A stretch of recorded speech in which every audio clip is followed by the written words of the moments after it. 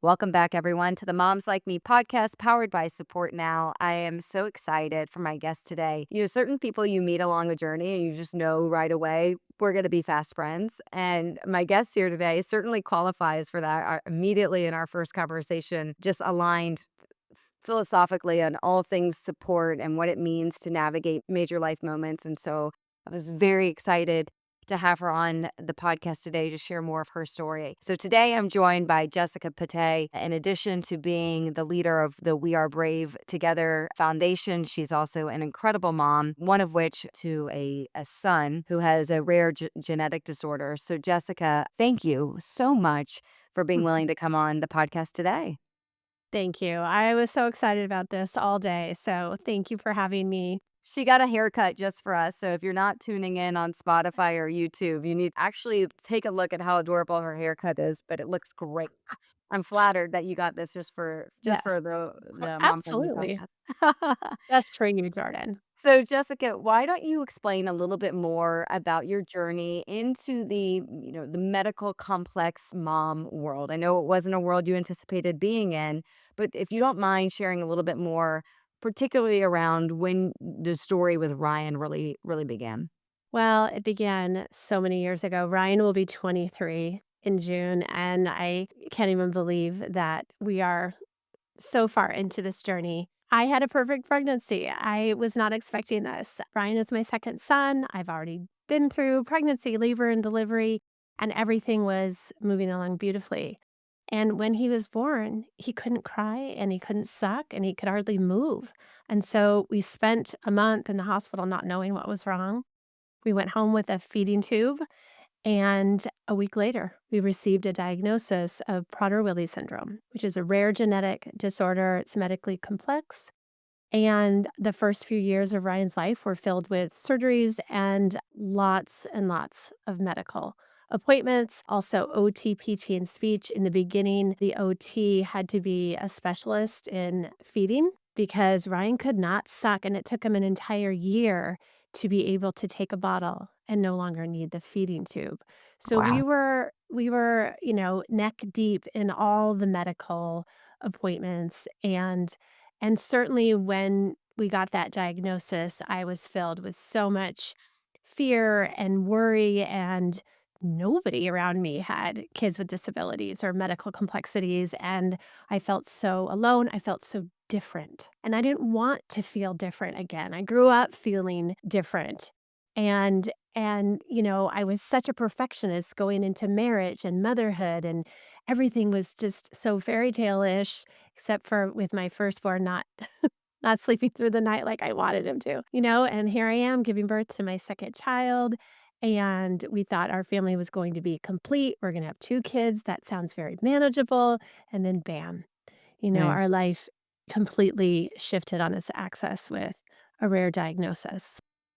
So you talk about, you didn't know anybody else in this world immediately. What was your reaction? Did you find yourself becoming more reclusive, meaning just kind of keeping to yourself, kind of researching on your own? Were you doing a lot of kind of outbound, for lack of a better term, trying to seek more answers through mom communities?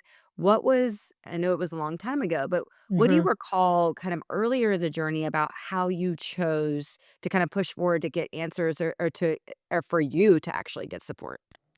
Well, thankfully, my husband was actually the one who diagnosed Ryan because he Googled the symptoms. This was before smartphones, so I didn't have a smartphone the month that I lived on the peds ward with Ryan.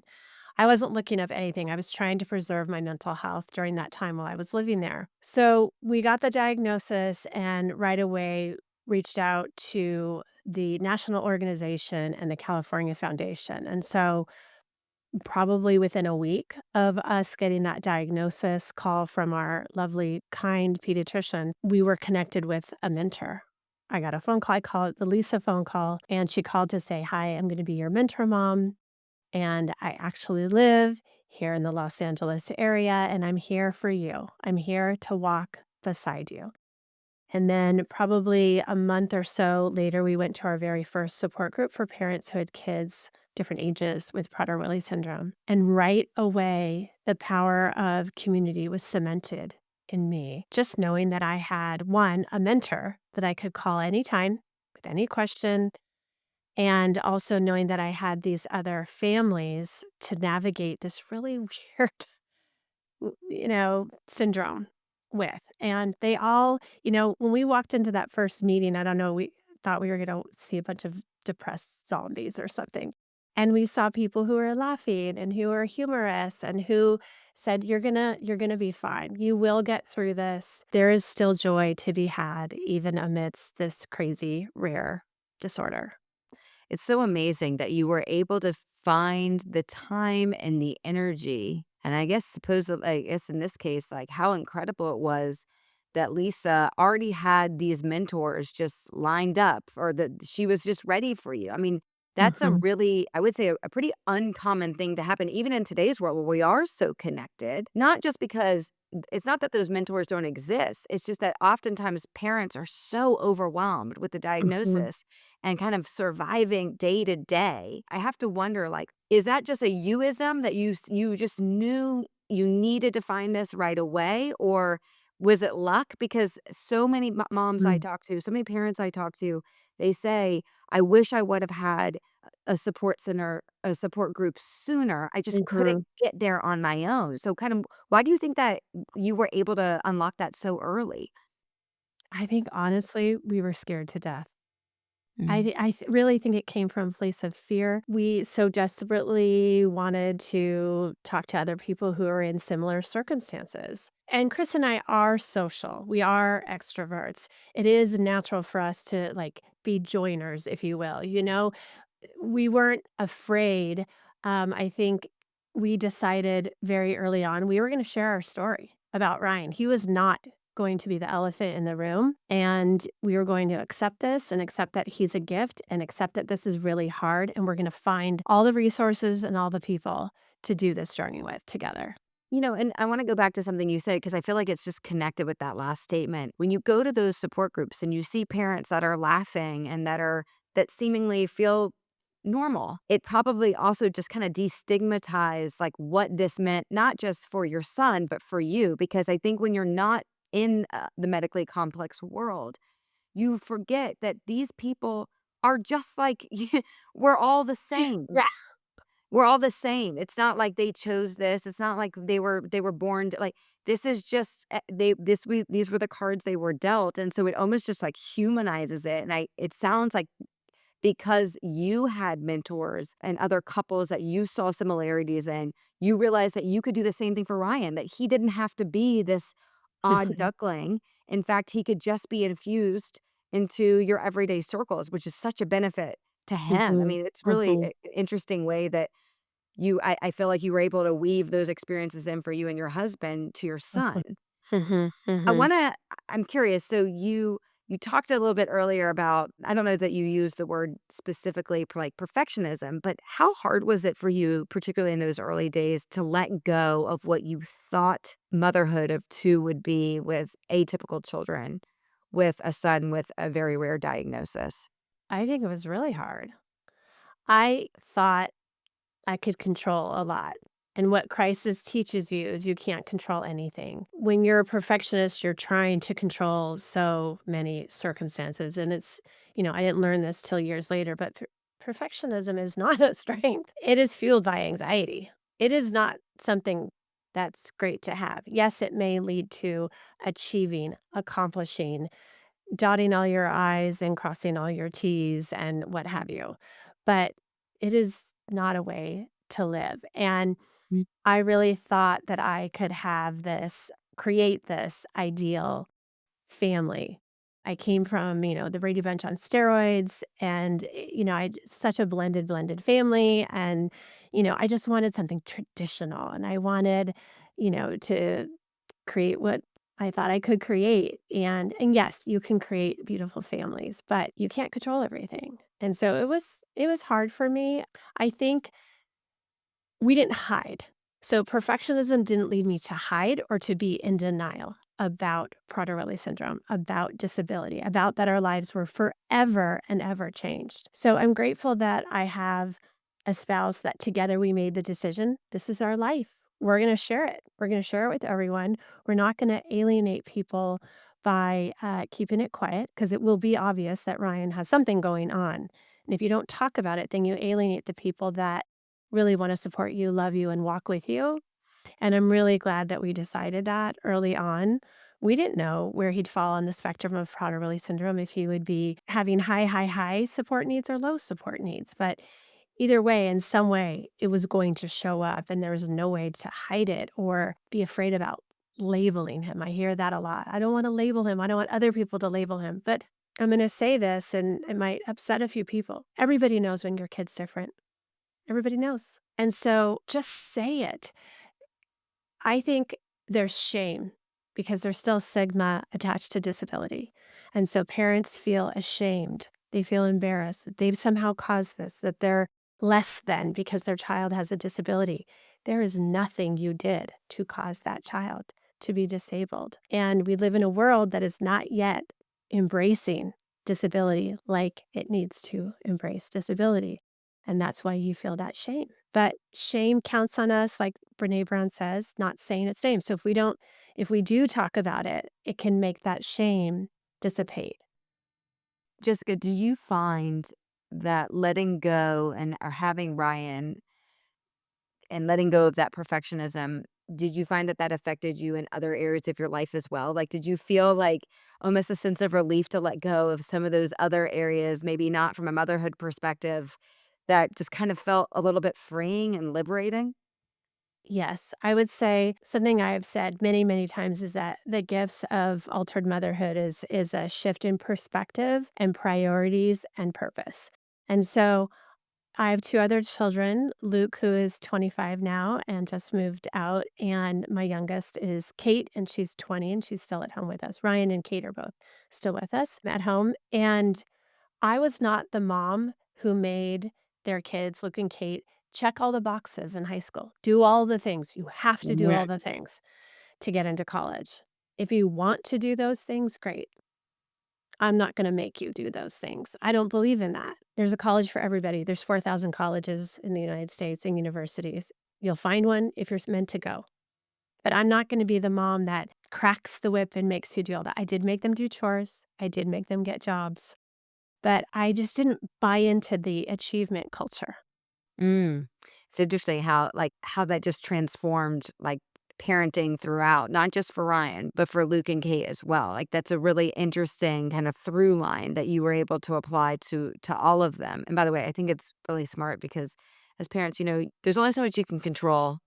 Mhm. And for kids that aren't ready to take that leap or they're not sure, maybe you can get them a couple years into college or whatever, but it ends up coming right back if they're not ready and they're not committed and they're not willing. So Mhm. it's just like it's a different way of framing it. I also want to ask you a little bit about you and your husband. I mean, it sounds Mhm. like you were really fortunate, and Mhm. please correct me if I'm wrong, Yeah. to have rather a partner that really shared that same perspective about not wanting to hide and not being ashamed. How early on did you find that there was ever friction or did you ever disagree? Like, what was that like early on trying to get on the same page with your spouse?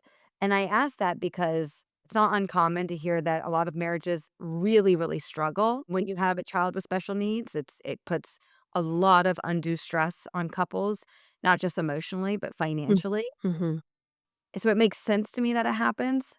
What was that like for you 2? Thankfully, we were on the same page at the beginning, and Chris was a very and is a very hands-on dad. He has a very demanding job, but I don't know how he made it to all the medical appointments those first 3 years. I should have counted how many appointments we had and therapies we had. He didn't go to all the therapies because those therapists came to the house. But he just never made me feel like, "I go to work, I provide, health insurance. You do the rest." He never, ever made me feel that way. And also, I think I asked for help early on. So I didn't, get to 10 years of motherhood and burn out and then say, oh, actually, I don't want to do everything. I now want some breaks and I now want to ask for help, thankfully. I mean, side note, I was very compulsive about running when I got married, when I was having kids. And so I had to exercise, and exercise is still very important to my mental health to this day. But because I was so compulsive back then, I had to get out. I had to say, let's take turns. You get out for a run, I get out for a run. And so from the beginning, that set a precedent of asking and expecting help from Chris. And he was all in. He was willing. And I even, I took girls trips before I got married. I still take girls trips. We've been married 29 years and I still go every year, sometimes twice a year because it's just my practice. He's been supportive of that. Very, very, very supportive of that. Now, have we struggled? Yes. Have we had a lot of external crises upon us? Yes. We both lost our moms. We've been through a lot. Our other kids have had struggles. So we've had a lot of crises. And when we aren't on the same page, we get help. We talk to a coach, we talk to a therapist, we've done couples therapy, we did family therapy several years ago. I want to acknowledge that we had the privilege and we had access to that. And I know that not everybody has that access. I want to acknowledge that Chris and I have had date nights and date nights away and trips alone, not like 2 weeks away, a day, a 2, 3 days. For the very first time in 15 years, we had a week away. I want to acknowledge that it feels very much like a privilege in this community. I know that most people have the hardest time finding respite, finding care providers. I don't know. A lot of people don't have family pitching in or they live far away from family. So I just want to acknowledge that where we are today is and that we're still married is because we've had therapy. I've done my own therapy. We've been able to take breaks. I get to sleep through the night. There's so many factors. I didn't marry a jerk. I married a really great guy. There's so many factors why we're still together to this day. You mentioned earlier as well that you're going into motherhood or going into your pregnancy with Ryan, that you'd have 2 kids and you had a third. How did you come to that conclusion? I would assume knowing, I mean, you knew at the time Mhm. that this diagnosis for Ryan was going to be one he would have forever and one that you would have to work with forever. If you don't mind, I'd love to learn more about, okay, well, how did you go from 2 and having a vision of 2 healthy, atypical children to 1, atypical or typical and atypical, and then let's have another. So what was that Sure. like, and how'd you get there? Yeah, you can ask me anything. I'm such an open book. And we actually tackled this topic on our podcast. How do you decide if you're going to have Yeah. more kids? Yeah, I really thought when I had Ryan before I had Ryan, great. 2. It's one-on-one. We're good. We can control and manage this. That sounds really good. No, I'm not a control freak. Yes, I am. But after we had Ryan, Chris and I just had a desire for a third. We Mhm. just genuinely wanted a third, and I genuinely wanted a girl. I grew up, with my mom and my sister mainly, even though I have brothers, but I wanted a girl. I wanted a daughter, and I knew that the chances of me having a third boy were high, but I still wanted to go for it. And if I'm being completely honest, I I didn't know how Ryan's path was gonna look. And would Luke feel like he's growing up alone? Or would he feel like he has this relationship and communication and depth, with his brother Ryan? I didn't know. And so I wanted another sibling for Luke as well. Mhm. I've never heard someone talk about it that way, but it's a really beautiful way of thinking about it, especially when the child that has, in this case, the syndrome or the disorder is your middle. So it's not the oldest, it's the middle. So you know that your oldest is still gonna have to kind of figure out where they fit relative to their sibling. And I know that Mhm. that introduces a whole nother set of challenges and opportunities, of course, but also challenges. You somehow, along the way of raising 3 humans, also created an incredible nonprofit, We Are Brave Together. I want you to share more about what you've built there and everything that that does for families like yours. Thank you. So we launched We Are Brave Together in 2017 with the intent to preserve and protect the mental health of caregiving moms. And it's not that we don't care about the dads, this is just the lane that we've chosen. And we offer support groups. We call them connection circles. They are across the United States, in person and virtual. We also started off by offering retreats, a weekend of respite and rest and fun and connection and mental health education. We started off doing one per year. Now we're doing them across the United States, and we've completed 42 retreats Wow. to date. We give out scholarships for our retreats. We've given hundreds of scholarships over the last almost 9 years, and we also added a podcast along the way called Brave Together Podcast. Thankfully, it was in the works before the shutdown, so we launched that in 2020, and we're in season 10, and that has been just a huge blessing to have all these conversations. Moms will write and share their stories, dads or siblings. We have experts on the show. We have the Ask Us Anything episode where people call in with their questions, and Dr. Zoe and Susanna and I will, chat about that. And then the fourth offering from We Are Brave Together are our books. So 2 years ago, we published Becoming Brave Together, and it's an anthology of caregiving stories from moms all over the place, representing different ages of kids and diagnoses. And it was really the intent of it to shout the worth of caregivers and caregiving. It's meant for both parents, and it will really validate your experience as a parent and caregiver. And then our second book is coming soon, and it's called Suddenly Brave Together. And it's a book of 30 letters from mothers who are seasoned, expert moms of adult children, sharing their stories and their stories of transformation, their wisdom, their experiences they, gained along the way. And the audience is intended for new or newer moms, new to altered motherhood. And although I think all caregiving moms will benefit from the book for sure. I think it's so amazing. I often think what I would do if I was in a situation like yours. And it's so fascinating to me that you found the energy, the time and the energy and the desire to keep pressing into this. Why do you Mhm. think that is?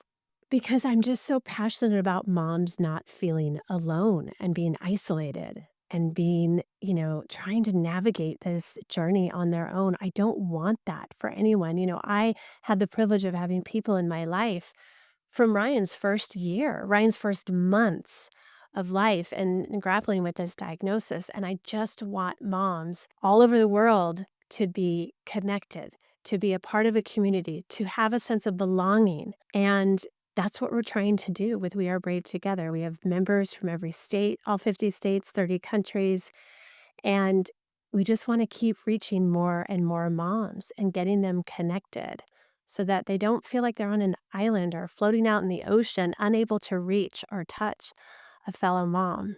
Yeah.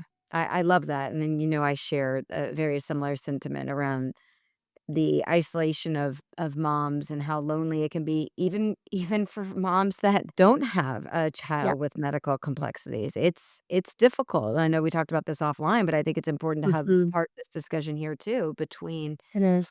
just the pressures of social media and what people project on Instagram and Facebook and TikTok of what motherhood and what vacations and matching outfits Yeah. and programs and school activities and sports and is a lot of keeping up with. And then if Mhm. you're a mom with a child with any sort of medical complexity, I mean, it is so easy for me to see how isolating and shameful it can feel Mhm. where you feel removed from the people that do care for you, but you just don't feel like you fit in, and what you're Mhm. doing is creating that community, and I think what, also just resonates with me is, you talked a little bit earlier about privilege, around the privilege of getting therapy and going on vacations, and certainly that's true in some capacity, but it's also a choice, right? You also have a Mhm. choice to invest in that. You have choices, and it's all, within a scale. I Mhm. think you would Mhm. agree with this, but I often think about community sometimes can feel like a privilege, but I think more times than not, that's also a choice Yeah, I agree. because I think it's a moms tend to shut down when we think Mhm. about the idea of asking for help because we think it makes us look less than. But community is a choice if you're willing to just say, I need more." And you're just Mhm. such a champion and such a cheerleader for that. I mean, you said earlier in the conversation that you weren't afraid. You weren't gonna be the mom 10 years later that says, "Okay, I'm burned out." And I just think that like, leading with that example is so imperative for moms everywhere, regardless of the type of kids they have. Mm, I agree. Yeah, I agree. I agree. No matter what kind of motherhood you're experiencing, you have to ask for help. You have to take breaks. You are not meant to do this alone. If the pandemic taught us anything, we are not meant to live, love, work, learn, caretake, parent, any of it alone. We're not. But we live in such an individualistic society, and you need to do it and pull yourself up by your bootstraps. That is still part of our culture, unfortunately. Yeah. Well, it's like it's a great part of American culture for a lot of reasons, and it's why we're such an incredible nation of entrepreneurs and all those things. But it can also work against us because we've lost our sense of what a community and what a village and what asking for help truly looks like. Mhm. And Uh-huh. again, I just think we're so blinded by what we think it's supposed to be versus what it actually is. I know Yeah. for me, I've got 3 young kids, and all the time, I call my sisters, I'm like, "Is this hard for you? Because this is really hard for me." And they're like, "Yeah, it's really hard." I'm like, "Why doesn't anyone wanna talk about this?" Yeah. Because It is every hard. day is so could just be so choppy. So choppy. It's so great, Jessica. I think what you've built is so beautiful. I think the way that you have articulated the storytelling in the books is also very interesting, very smart to try to meet people and therefore like kind of channel partners exactly where they are instead of trying to like sell them something. It's just trying to give them something to feel associated with, saying, "Yes, that sounds like me." It's just very, very smart. As we Thank begin you. to wrap up here, I do want to give you also the opportunity to share where people can find more of you, more of the podcast, more of you, the nonprofit, because I would imagine that there are a lot of people listening that think, "Yep, that's exactly what I need to be a part of." And you also might be listening saying, "I don't really know if I need that." But you do. Trust me, you do. Every time, we have new moms that come to a connection circle or retreat, they said, "I didn't realize how much I needed this. I didn't realize how alone I was, and now I have a room full of new friends, and I don't have to be alone anymore." So, Yeah. where you can find us, go to wearebravetogether.org. Join us. Membership is free. Almost everything we offer is free. Our retreats are heavily subsidized. We only charge $350 per mom for 2 nights away. That's including, housing and food and speaker sessions. You can find our podcast Brave Together podcast on Apple and Spotify and all the places. We're also on UK Health Radio this year, which is very exciting. And our books, you can go to Amazon for the first book. The second book, it'll be available May 1st. You can find out all about that if you're following us and get the link and get the book. And certainly just reach out if you have any questions or you're just curious about what we do. Just send in an inquiry hello at wearebravetogether.org. Wonderful. Well, we'll make sure to link all of those in the show notes, and we'll go back once the book's out to refresh those links as well. Jessica, again, I'm so excited to not just to have met you, but to have had this discussion, and I'm very excited to see about all the ways that we can continue to support each other and the efforts to make sure that we remove the perception of loneliness for moms. And I'm just again grateful for your leadership here, and look forward to future conversations. Thank you, Jordan. I look forward to keep talking with you. Thanks for having me.